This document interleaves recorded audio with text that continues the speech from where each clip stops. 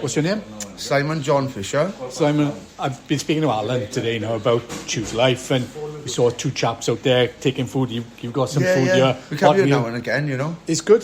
It's bloody brilliant food. Best of hospitality, warm welcome. They saved my life as well. So people I was homeless 3 months ago, mate. Come on then, me and my mate were there. Right.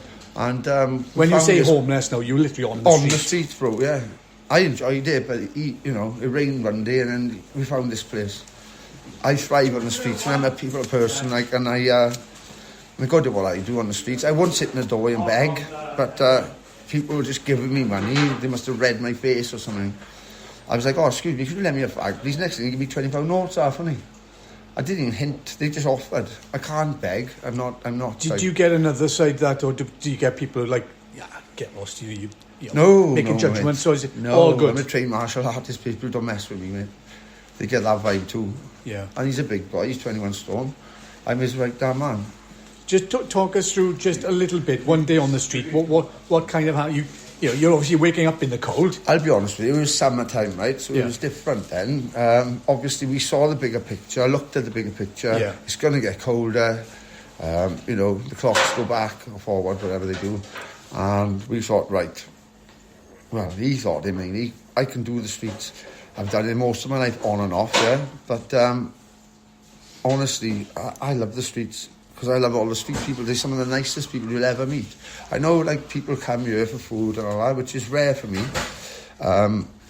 But basically, people, like, assume, they're on drugs, whatever. Don't take drugs, mate. I have a few pints now and again with my boy. And that's about it.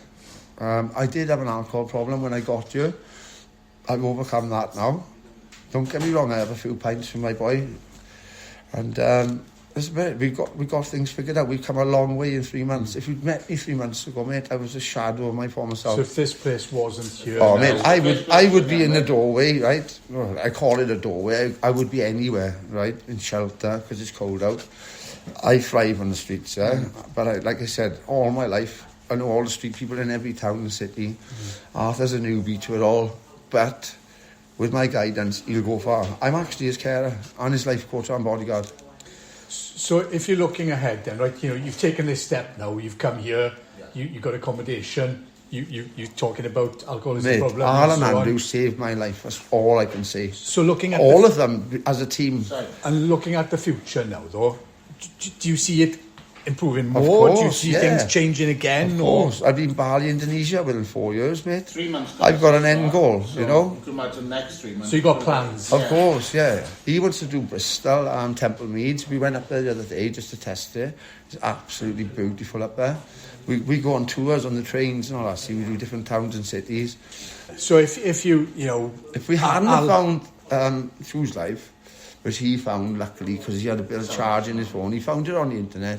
We was given some advice by the Salvation Army in Carmarthen. Yeah. They left us a shower, they gave us a tent and something to lay on those fold-up mats. New clothes and stuff, right?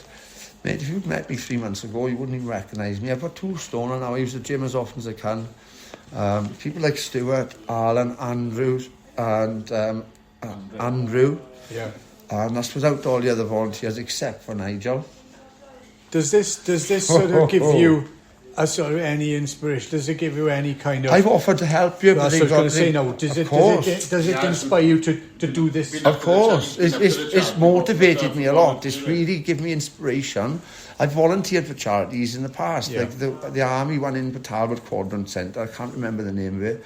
But I said, look, I'm losing a bit of weight. I need to keep my muscle going because I like to train on and off. And I said, do you need anybody help on the van? And he said, you've come at the perfect time. I even worked with your mate, didn't I? Yeah. What's his name now? Johnny, yeah. Basically, I love all that. And I have to give back because as an empath, right, I feel other people's positive and negative energies.